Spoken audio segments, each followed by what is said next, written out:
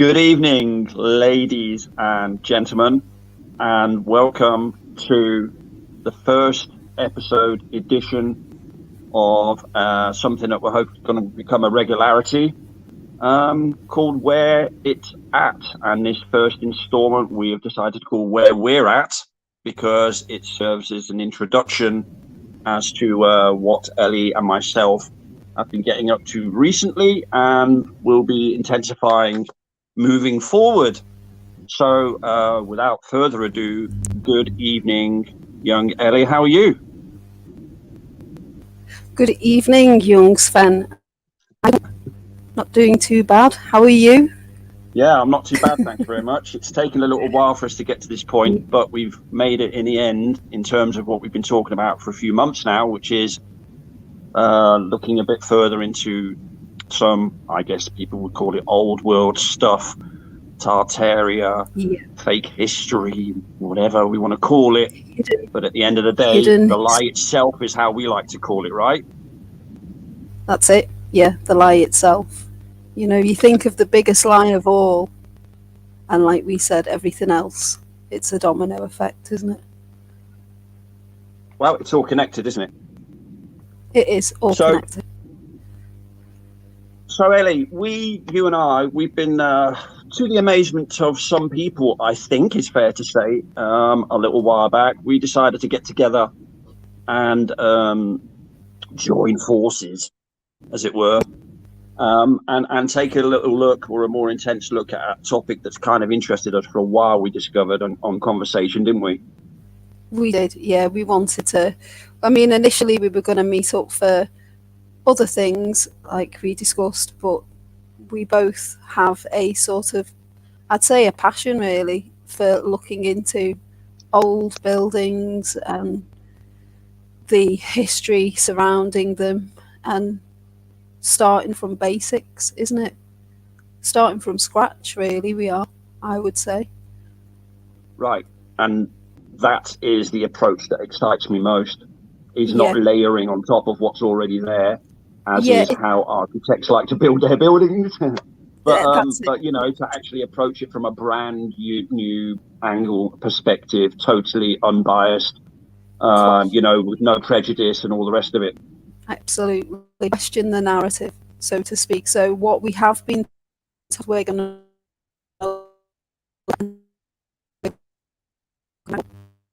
to new beginning, and we question it. So what we have been told, what we've been taught, as you know, from growing up, from history, like in school, or what we've learned over the years from various documentaries that are shown on mainstream media, television, and you know, sources, we're going to look at it from a fresh approach, question it all, which is a good thing to do, I think. I think it's almost quite a responsible thing to do. I think it falls in line with a lot of other topics that we know about. And this is not the forum to discuss that, most certainly not. But one thing is for sure, it falls into that pattern of really doing what we should have done years and years and years ago. But none of us really did, for whatever reason. Let's call it a lack of an awakening process or whatever, right? But the fact of the matter is, there is so much evidence around us, right? Tangible evidence around us, surrounds us on a daily basis, that you know, have all the indications that we've been lied to on just about every topic there is under the sun.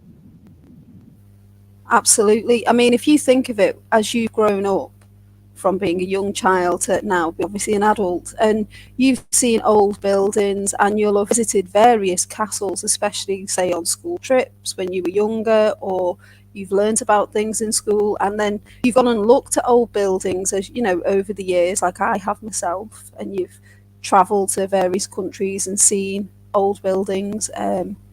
Like when I went to Rimini in Italy years ago, there's a lot of old buildings. Now I was looking at it from a different approach then as to what I am now. So it's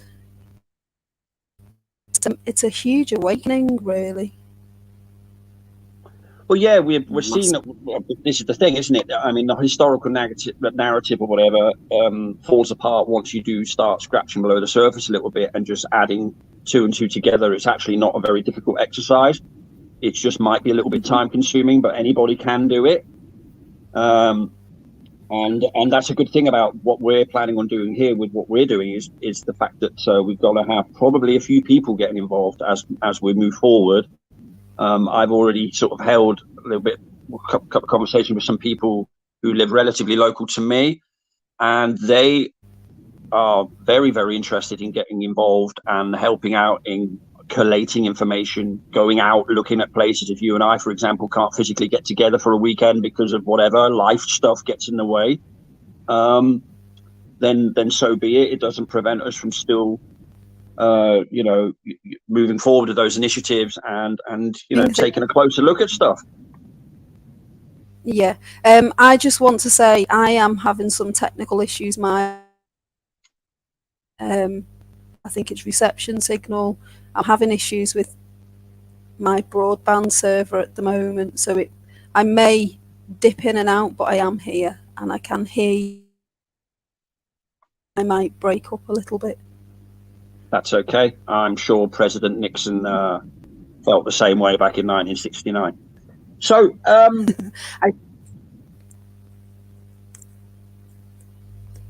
Go on. I was just going to say, no, go on. Go on. Probably need to get a new. Yeah, you're breaking up pretty badly.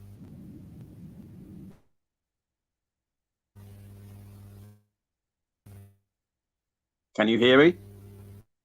Be fine. It'll be fine. Yep.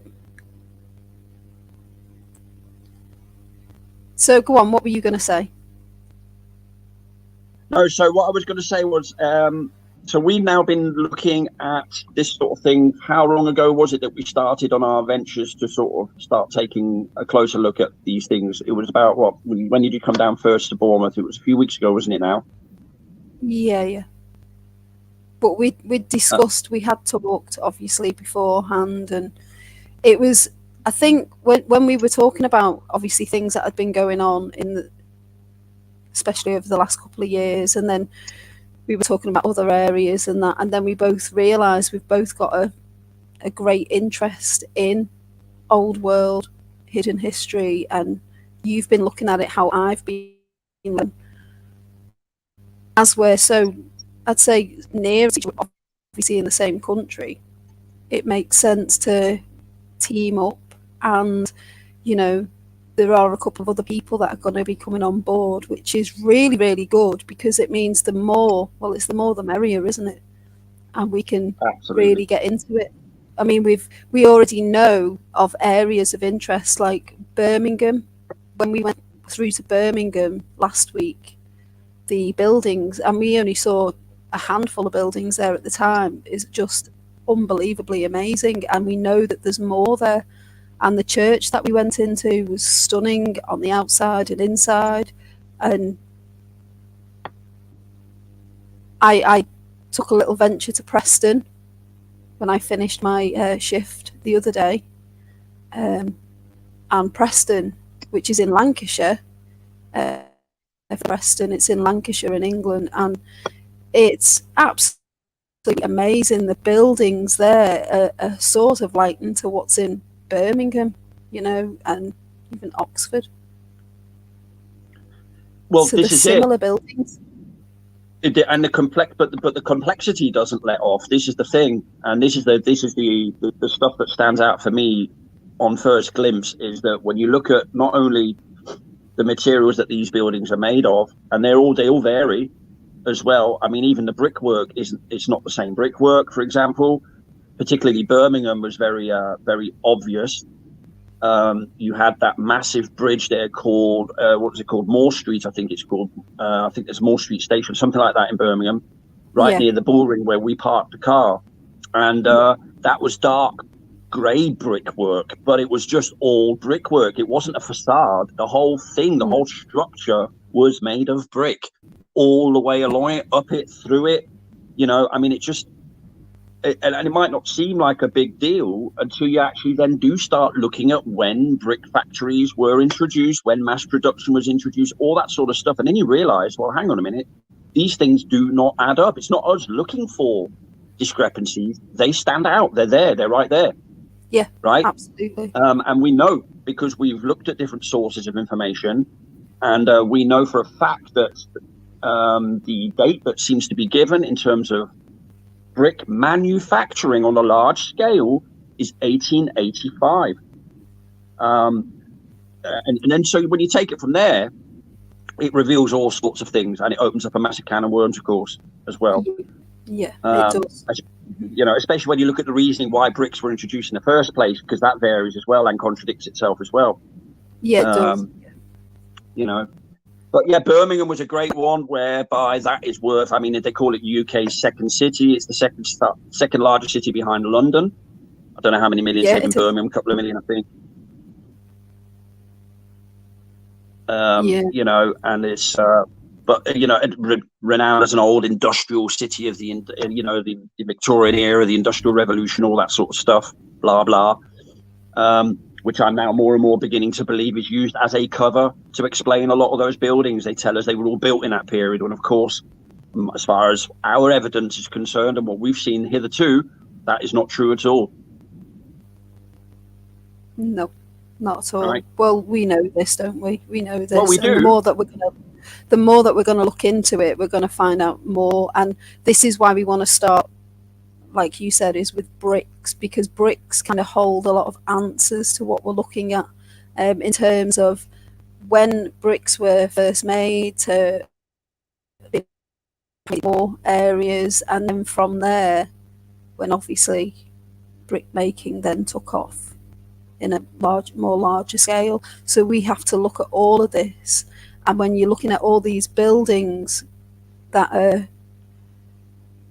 have been built before bricks were even made on a larger scale, and before they had even possibly the tools to do this, that's where we're questioning it all. And well, yeah. Well, you don't forget, clay has to be quarried as well. You still have to get clay out of the ground. You know, it's not like people just go over to the local woodland, get themselves a wheelbarrow, fill it up with dirt, and then make bricks out of it. That's not how it works. You have to quarry the stuff. You have to have the machinery to be able to transport it. I mean, it just, you know, the list goes on and on. I won't bore people with it right now, but it really is more in depth than what people realize, as you and me found out by looking at it, right? Yeah. Because up until a certain point, we are told brick masons, of which there were only minimal, allegedly as well, minimal amounts of brick masons, they used to make the bricks on site. They did. And when they you, did make and when them you on look site. at the process of when you look at the process of brick making, what it involves, that is not as easy as what people think, including the drying of bricks and then including the baking of them again and the rebaking of them, depending on what sort of bricks they are, blah blah blah blah. So there's a lot to it. Mm-hmm. Yeah, and there's an awful lot to it. Yes, and I was going to just use that opportunity. So that's. Go on. Yeah. No, I was going to use that opportunity because you and I spoke about it backstage a second ago, and that is that there will be an audio video coming out next week, right? Going into a bit more depth about bricks. Yes, there will. Yeah. Yeah, that will be coming out probably Tuesday next week. And that will be all about, well, breaking it down, won't it, about bricks. There'll be some information with the, you know, on the audio with images as well about bricks, and that's just a basic, isn't it? This is just the start. As we go further into it, we're going to look a lot more in depth. This today is just sort of to let everybody know what we're going to be doing, what our plans are, what our intentions are, and you know, there's a few people in chat actually, so I'll just shout them out, shall I? Please do, please do. Okay. So I just so hello to everybody in chat and thank you for being here. Really grateful that you could all be here. Ken,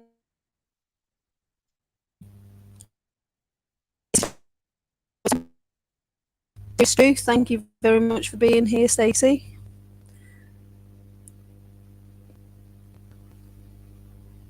And I think that is it right now. It says there's 6, but there's... Unfortunately, half of the people you mentioned fell away there. I didn't hear anybody. I heard the back end of Stacey, I think you mentioned, because I can't see the chat, unfortunately. But so I'll just say hello from my end. I'm not being ignorant or anything, but I literally cannot see the chat. Yeah, Sven actually can't see the chat right now, so it's just me seeing the chat. So yeah. So Eric, Ken, and Stacey, and everybody else that is watching, thank you for being here. Really, or we'll be watching at a later date, hopefully my daughter, for example, because I'm hoping that might wake her interest in this sort of stuff as well and see things from a slightly different angle. She's of that age now, 12, you know. Yeah, that's it. Both my boys will be watching it. Yeah. At a later date. Yeah. Yeah. So we've already ventured out and looked at a couple of things like water towers. Mm-hmm. Here in Boscombe. You went out, yeah, and you've gone out and taken some photos around Boscombe. So I don't know if you want to. Do you want me to share a couple of those now? Yeah, you can do. You can do. Because Boscombe is not a massively big place, and it's on the perimeter. Well, it's a borough of Bournemouth, basically. But there are quite a few majestic buildings in a place that it seems to be so insignificant on the grand scale of things. And that alone is quite telling, really. So even the churches that I photographed yesterday, for example, within a few hundred yards of me radius, there's about 5 or 6 churches, and they're all complex in their own ways. And they're all brick buildings, all of them. This is it. They're all brick buildings. I mean, when I walked around Boscombe with you, just the scale of it, to be quite honest, it is kind of stunning when you look at these buildings. You take a step back and you really look at them. And the couple of supposed churches that we looked at, right, the doorways on them, it looks like they should go more, you know, like they should. Some of the buildings I look at, it's almost like I'm just looking at the top of them. Even though you're supposed to be seeing a full building, it's almost like you're just seeing the top of them, like we talked about, you know, where they've covered. So, but I'll just bring who's here. Thank you for being here, Shippy. Lovely to see you. So I shall bring these and we'll just go through a few of them and you can just tell us a little bit about them. Okay.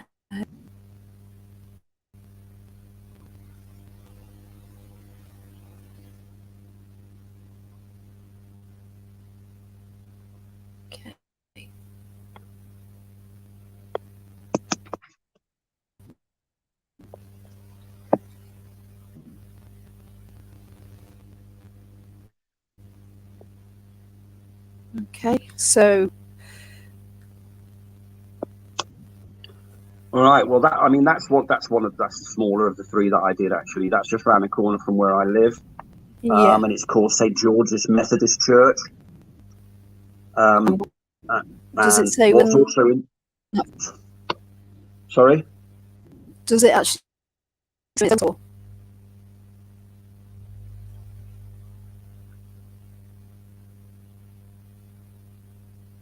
Say that again. Do you know when that one was supposedly built? I'm not too sure when that was supposedly built, no, because I didn't get much. All I did was take a few photographs. I was looking more of the way it was built as opposed to the age. But I know that the one after that, the one I was hoping we'd see first, which is the Corpus Christi Church, is the big one. That is the Roman Catholic one, which was supposed to have been built at the same time as all the others. So you're talking 11th, 12th century onwards, refurbishments, fires, all that sort of stuff. You know, so it's the similar sort of, how can I put it? It's the similar sort of narrative for all of the buildings. I mean, that is halfway between the first image that you showed and Corpus Christi Church. That is, just look at that building. I know. You know, some pictures just tell 1,000 words, don't they? And again, you have to. You have the red and white bricks, the mixture of that again, which is always seems to be a feature in a lot of these buildings, especially the brick buildings, obviously. That building goes quite deep as well. You can't see it from that view. But again, it looks quite flat above ground level. You know, the entry looks quite low, definitely suggesting that that goes far, far deeper into ground, which many, many buildings in this area do. They're clearly submerged, half of them. But of course, there's no mention in any history book of anything that submerges buildings in this region. So of course they've omitted that as well. And you know, omitting information is a lie, isn't it?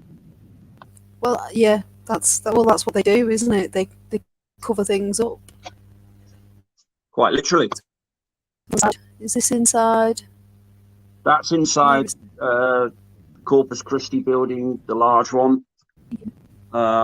Yeah, so the roofing there in the back end of that room, you can see there wooden panelings and stuff like that right in the roof. But that all there is granite, archways, covered with brickwork.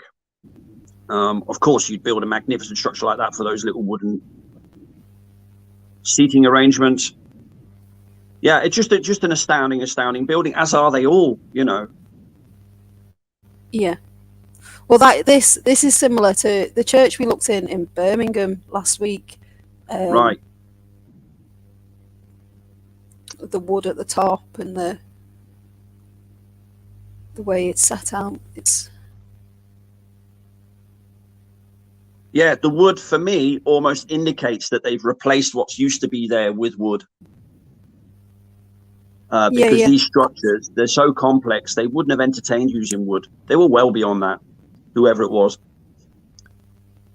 When we looked at that one in Birmingham last week, because we'll go back to that one and we will actually film inside it and everything. But some of the columns have, like, you can tell it's new. What added on, like, you know, the decoration, the design, that's definitely new. That wasn't there, I think, when it was originally built. Absolutely. Like the decorations of acorns and sheep and everything, or goats. So is this? That's red again, isn't it? Yeah, that's the Corpus Christi Church. All of that is brickwork. That there where your cursor is, that goes down another load of yards low, well below the ground. And you know, there's depth to that building. It's just an amazing structure. They haven't bothered with the paint and glass windows this time. They've just put normal glass in. I think there's a better view of the front part, the tower bit as well, which is quite awe-inspiring. Yeah, let's click on the next one and see. Where's this one? Because you've taken quite a few, because there's quite a lot of buildings in Boscombe. There is. I mean, there's so much. I mean, just Boscombe alone, you know, we're not even into Poole. Do you know what I mean? And obviously there's so many other places we want to go to. I'm gonna take some images around where I live, and we're gonna sort of compare, aren't we, to what it's like here to where you are, and then other countries as well, because these buildings are all over, and it makes you wonder how they would all build the same buildings, and the size of the doors, you know, the doorways. Yeah. I mean, look at that entry. When you look at the arch entry there, it looks far too crammed and squashed on the left. Yeah. You know, it's too grandiose for it to be that short in height. To me, it feels like I'm looking at the top of a building, or something. When I look at it, it just feels, I don't know.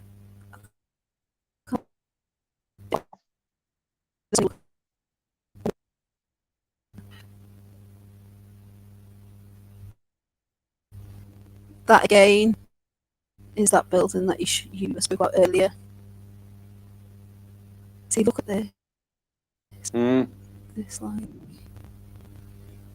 But all these buildings, there's loads of these buildings in Boscombe like this. See all that there. I'm not going to talk about that right now.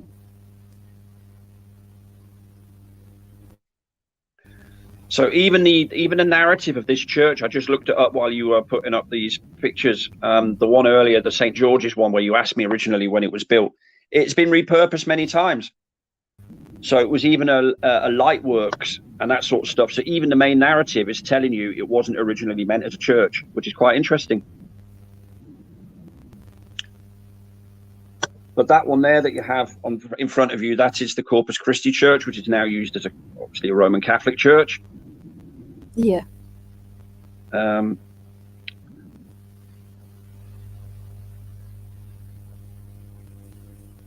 this here is.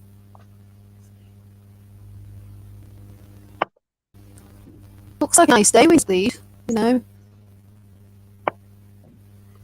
Yes, very lucky. It's been a beautiful few days anyway. Yeah, it has. It's been lovely here.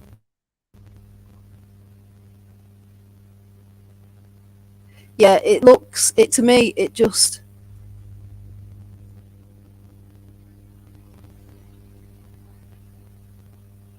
Squash. And allegedly, according to our history books here, this church was founded, our favourite word there, in 1895.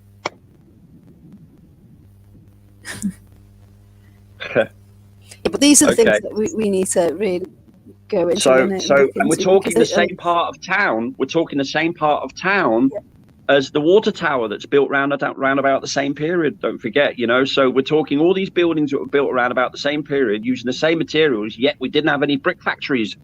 So who on earth did all the bricks, and how did they get transported to site, and all that sort of stuff? Where did they all get quarried? They didn't get quarried nearby. We don't have any rivers nearby. Near Boscombe, we have a coastline, but there's no clay there. There's sandy beaches. I know, because I live there. So where on earth did they quarry all that stuff from in the first place? Sourcing it to start with, and that's where we have to look at where they were sourcing it when they started to obviously do this on a larger scale, bricks. So if you're believing the narrative, not you, but people in general, then that means we're all believing that the water towers all got built round about the same time, as did a lot of these churches, or what we're called what we're told churches, sorry. And all that sort of stuff, an impossibility. Yeah, a total impossibility. That right now.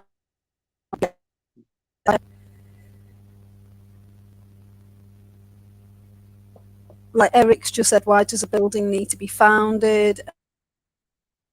Believes the building. Well, I don't know. But yeah, we agree. We don't know possibly, there's something there because, these. Like for me, churches were not churches. They were probably power stations of some kind of, like we were talking about a few weeks ago. But we don't know. That's why we need to look into it. That's why we need to go on these trips of fun research, if you like. Absolutely. I know your friend Mike. He's of information there that's going to help us in terms of where we are going to be getting, we're going to apply, aren't we, for information on buildings as well, and he's already done that himself. He's got info there on various buildings already, so that will be good, and it will be good when they're on board as well, when we're all able to meet up and and compare notes and stuff. Absolutely. So Chappelle's saying she's lost. What do these buildings mean? So we're looking at these buildings, Shappy, with a very brand new eye, if you like. Isn't that right, Sven? Yes, it is. We're questioning when they say they were built.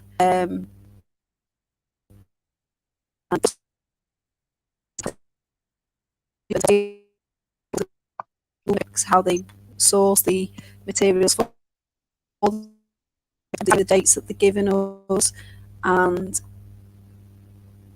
to question our hidden history, really.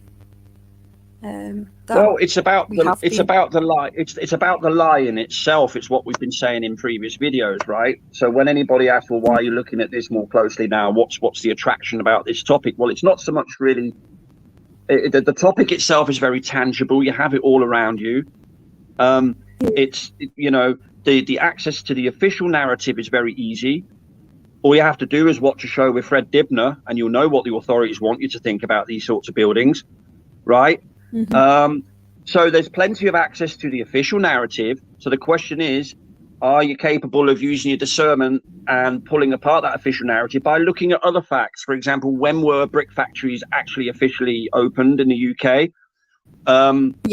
Right. We know that when what sorts of tools were there available to people in any case at all? Let's not even think about quarrying the material that you'd need to use to make into bricks and stuff like that. How were the transport systems set up, if at all? You didn't have train tracks running past every single house like people are suggesting. You didn't have canals everywhere so people could get their goods around town on a long boat. It didn't work like that. We didn't even have roads. Didn't have trams everywhere. I mean, we have nothing. If you're talking canals and the horses are having to pull the canal. Right. We don't have canals there though in Boscombe. There isn't a single canal in Boscombe, so that falls by the wayside as an explanation anyway. Yeah. So the canals only count if there's canals nearby, but there are no canals here. So there's no canals, so that gets rid of that form of transport. There's no trains. There's one train line, and that comes from London through to Bournemouth. And that's it. They're not anywhere near these buildings, and we didn't have those tarmacked roads. We didn't have those tarmacked or paved over parking spaces. So what on earth did people transport all that stuff with? And where did you get the expertise? Because if you look at the old history books, we're led to believe that most of the population were living on fields, or they were peasants before the Industrial Revolution kicked in the early 19th century. So we have to remember where we're at in terms of the timeline as well, and understand that you can't just simply knock up a massive building like that. It doesn't work like that. It just does not. And that's what people have to get. And that's what I'm interested in, really uncovering that a little bit more, and coming to terms, well, not just coming to terms, but dealing with that and exposing it for what it is, which is yet more lies. More lies. Yeah. Lie on lie.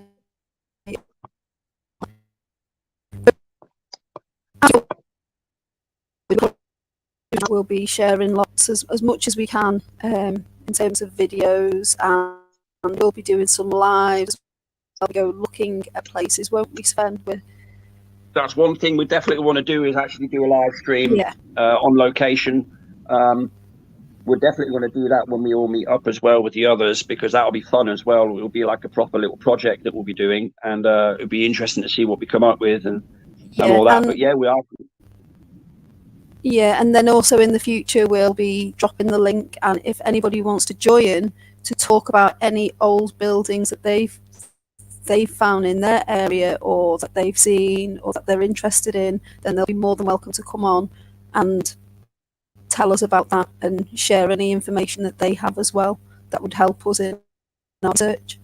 And hopefully as we move forward in this, I don't know what the word would be. We'll gain a more understanding of the actual truth, I think, in terms of what these buildings were originally used for. So if you're talking about energy, free energy, energy from the ether, sort of, then this is what we'll be finding out a lot more.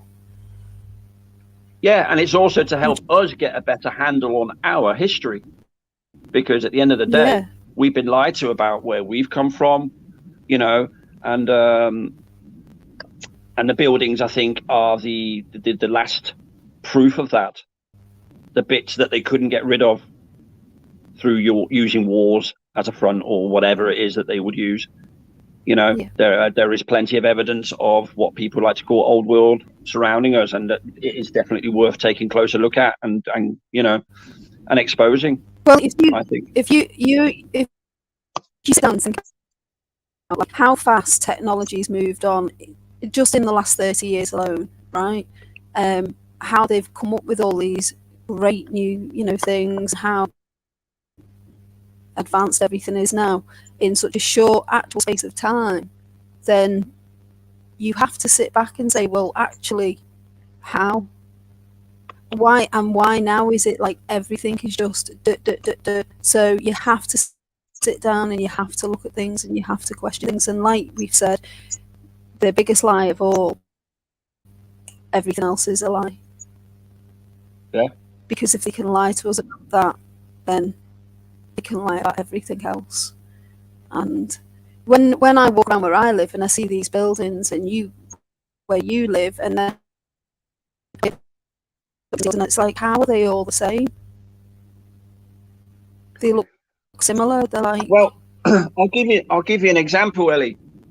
You and I, when we were shuffling backwards and forwards in the car a couple of weeks ago, by the end of that week, we were both extremely fatigued, right? Now, that is in the modern day when you've got a car and you're driving up and down motorways. How on earth did people transport themselves in between villages, never mind cities? It would have taken them weeks back then. In those days, you didn't have motorways, you didn't have roadways, you didn't have highways or anything like that. You had horse and car, and that was it, right? So the point I'm making is even a small country like England is quite tricky to get around, even with a car, and it's quite tiring. And we've done it without a car, getting buses and trains. It's awkward. It's not as easy as what people think, right? But only we don't really take a step back and give that any thought. But when you think about it, it's only about 150 years ago, let's say, that people didn't have anything like that at their disposal, nothing of the sort, right? So how do you then build all these things in various different places simultaneously, more or less, right? And all that sort of stuff. Where do you get all the manpower from? Where do all the plans come from? Who shares the plans? How do you share it? How can you identify the symmetry from above if you're not airborne? You wouldn't have had planes or anything like that. You might have had hot air balloons, according to the mainstream. That's what the French did, wasn't it? That and photography. So, or a helicopter. I mean, but there are questions upon questions upon questions is the point I'm making there.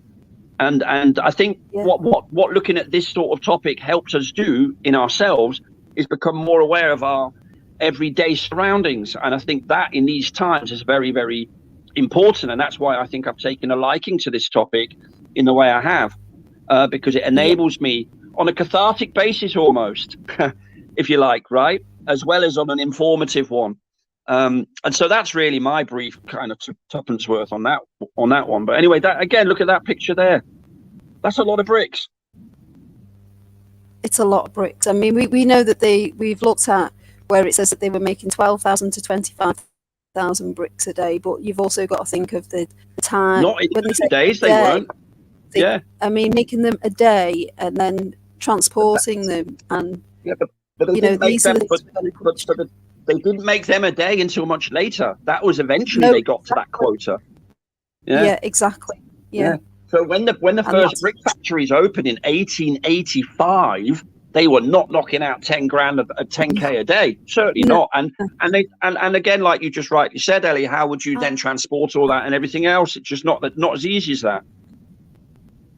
It's just not as easy as that. Totally right. Yeah. I feel like I'm just, like there's something more, especially, you're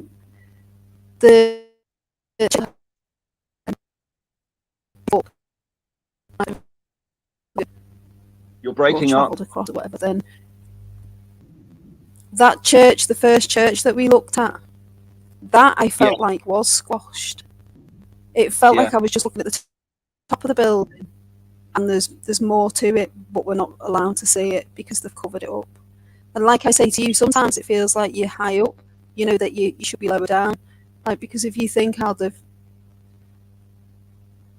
maybe that's just how I look at it, I don't know, but sometimes I feel like, because I know there's underground where I live, so I know I'm walking above, I feel like I should be lower down. I think there's something very mysterious about them all as well. I think there's something very awe-inspiring about these buildings.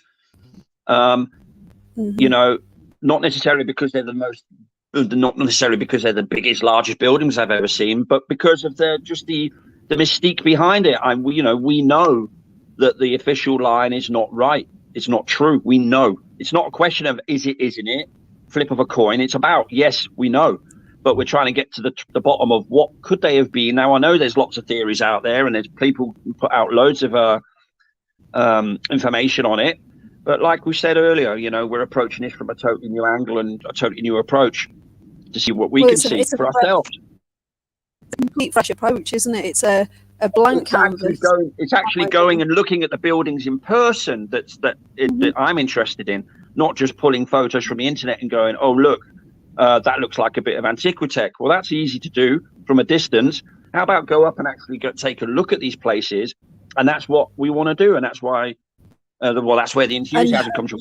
Because I think that's the way we've always been inclined anyway, to get out and actually do stuff. Yeah, and hopefully as well, we may get to look at some abandoned old buildings, because there are some that are just abandoned that are not even used. So. Well, that'll be for another time, I guess. Yeah. But it all involves going out and taking a look at them in person, doesn't it? Yeah, getting out and actually looking at them, walking around these cities and places, and towns, and really having a look at all the various buildings that are there. I mean, when you look at shops now, where I live, you'll see there's these old buildings, and you can see where they've done work on them, where they're like shops now lower down. But as you're looking up, you know that these buildings were something. There was more to it. But how did they build all these buildings in that time, and the amount that there are, the amount of bricks that were used? Yeah. And these are just a handful. These are just... Absolutely. This is, like I said, this is literally just Boscombe, which is one of many boroughs in Bournemouth. So you can imagine this will probably count for all the other boroughs as well. So within a few square miles, really, you've got yourself 10, 12 odd churches, all made in similar fashion. Some at the top of hills. I mean, if you go into Bournemouth Town Centre, for example, you've got these sort of construction at the top, angled on the top of hills and stuff. The craziest place you'd ever want to build a building like that, even if you could. Yeah. Right. Again, especially when you're talking small parishes of a few hundred people, why would you require majestic buildings like that to go and worship some sort of god? Why would you? You just wouldn't. It just doesn't make sense. So repurposed for me is clear.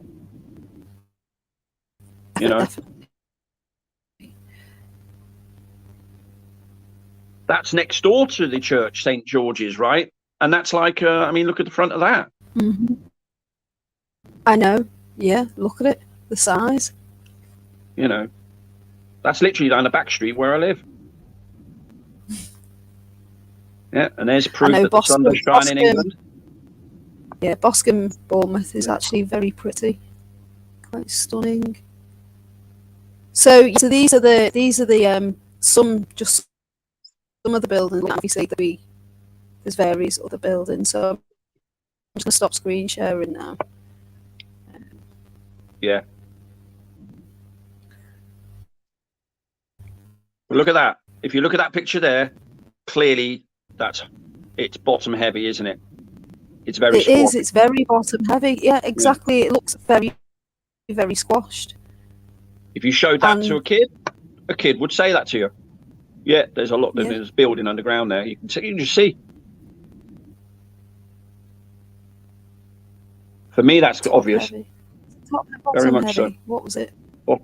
Bottom heavy. Well, squished in, isn't it? Yeah. Right, I'm going to stop sharing the screen now. And there's your batteries left and right, and on the top as well. Anyway, yeah, interesting stuff.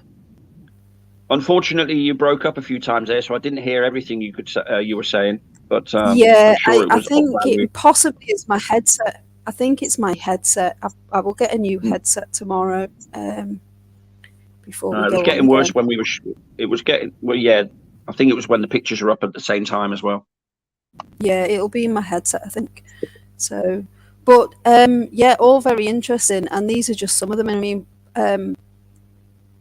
that church that we looked at, St Dunstan, in Poole, was absolutely stunning, and you know, it's apparently a church, obviously. I spoke to a couple of people about that around here, you know, Deborah and Mike and stuff. They know that church, and they'd always been wondering about that church, and especially about the round bit on the back that's like, it's clearly plastered over, but it's made of bricks underneath.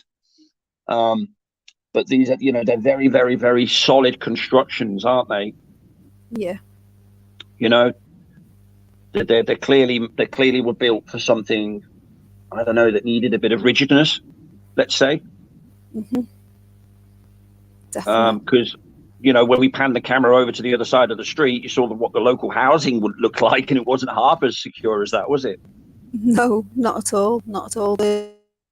It's way we just, well, nothing compared. Not that they're nothing, but just compared to what was there. Yeah. And then it had that little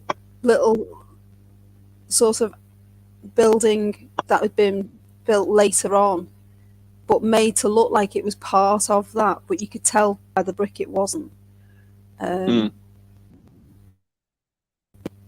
just the way it went, you know, that the whole design of it, and it was very, you did feel in awe, didn't you, when you were stood there looking at it? Absolutely. Very stunning, very stunning. And when we were going through Birmingham, there's a church there that we want to look at, that we saw as we were getting into the city centre. Right. That's just... Well, it had the same shape, a bit smaller, but it had exactly the same shape and features as Westminster Palace in London. Yeah, it did. Right. So that, you know, the main building that has Big Ben attached to it, as it were. Yeah. Right. Well, that, not the Big Ben bit, but the other fortress-looking bit. Well, that is what that church looked like. I can't remember what the area was called in Birmingham. We drove through it. I've forgotten what it was called now. Because we drove about 8 miles through that way, didn't we? We did. I've forgotten what it was called, because there were a lot of roadworks on the motorways. There was surprise, a lot of surprise. Surprise, yeah. But yeah, I remember going through there, and I just thought from a distance it looked exactly like Westminster Palace.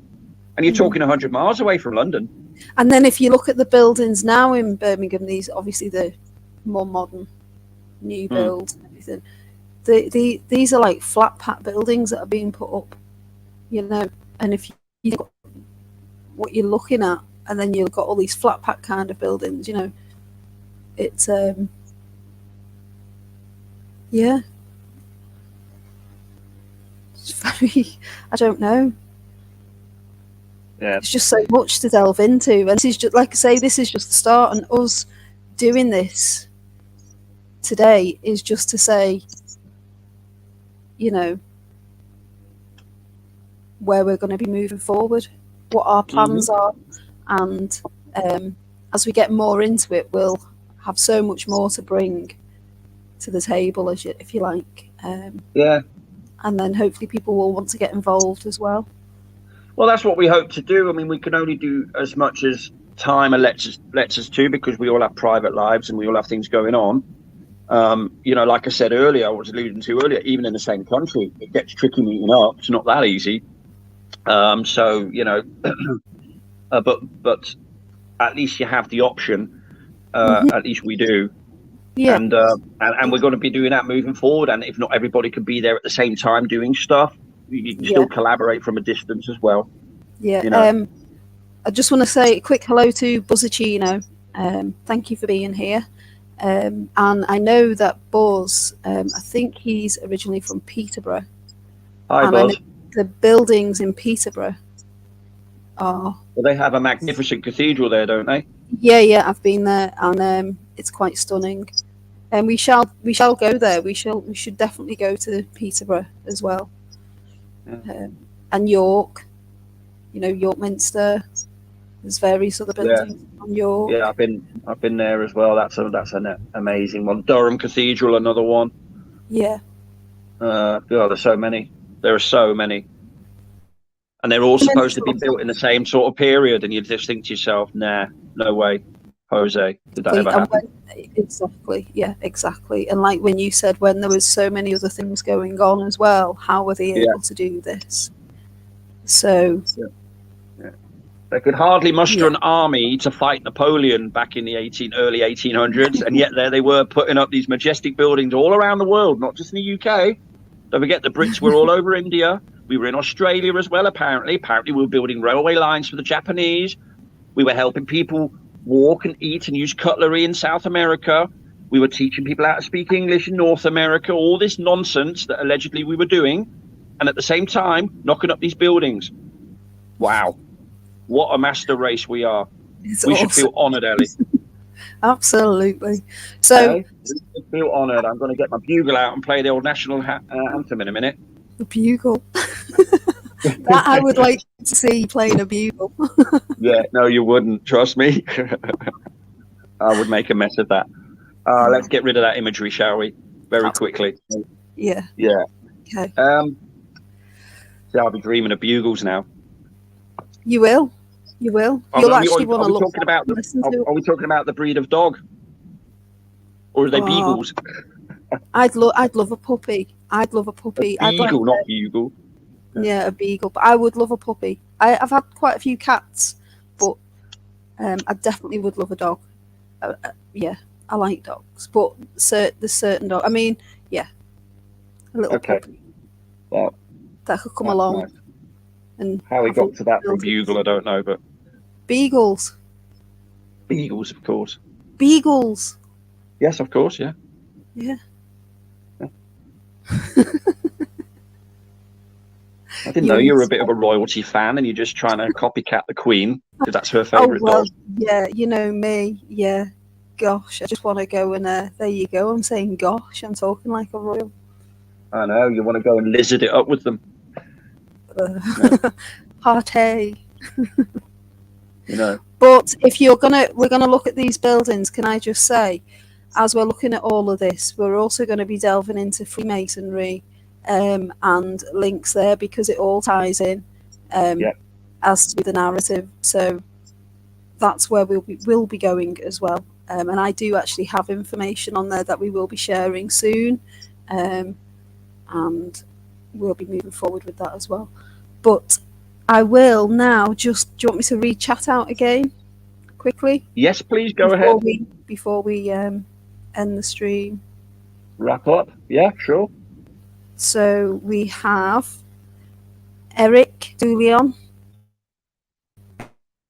Claudio.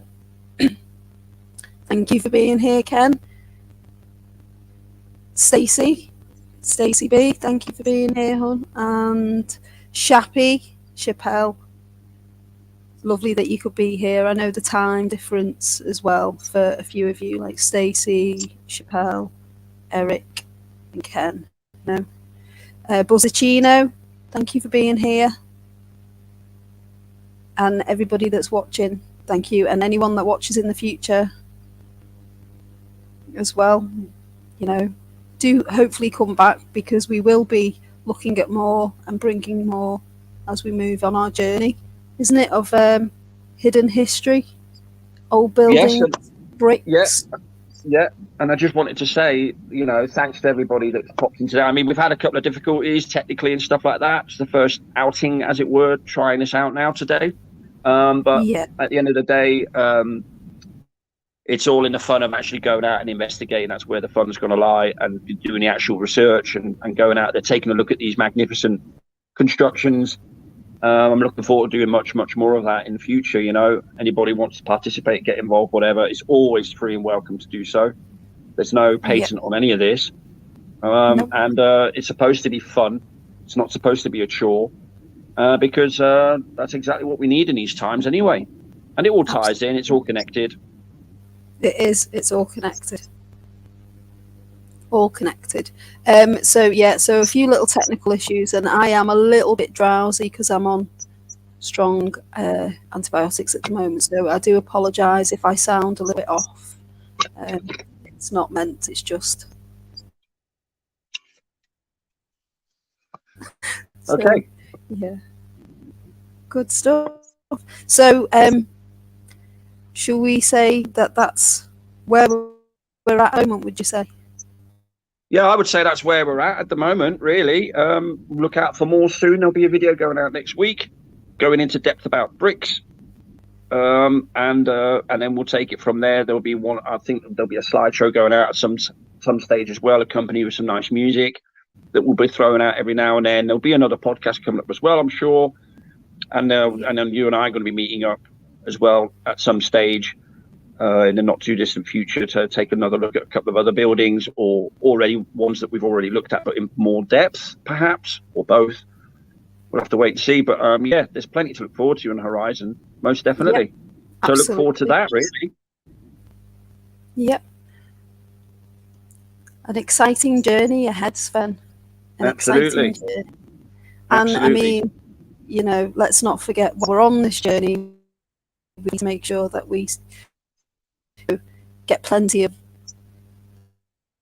you know, as well while we're on our journeys. So yeah, jelly babies, definitely. Jelly babies, jelly babies on the road. Yeah. Good times ahead. Yeah, absolutely. So thank you everybody for being here. It's lovely that you could all join us this evening on our first sort of outing as our, you know, introducing our new channel and what we are planning to do. Where it's at is where we are at, and Sven and I and a few others are going to be teaming up to look at old world, hidden history, bricks, questioning the narrative and seeing what we find out. And that's that. All that good stuff, yeah. That good stuff. All right. All that good stuff, sir. Okie dokie. Okay, so thanks to everybody, and I'll bid you all a farewell from this end. Yeah, and I shall too. So take care, everybody, and thank you for being here, and we look forward to seeing you all soon. Good night from her. And it's good night from him.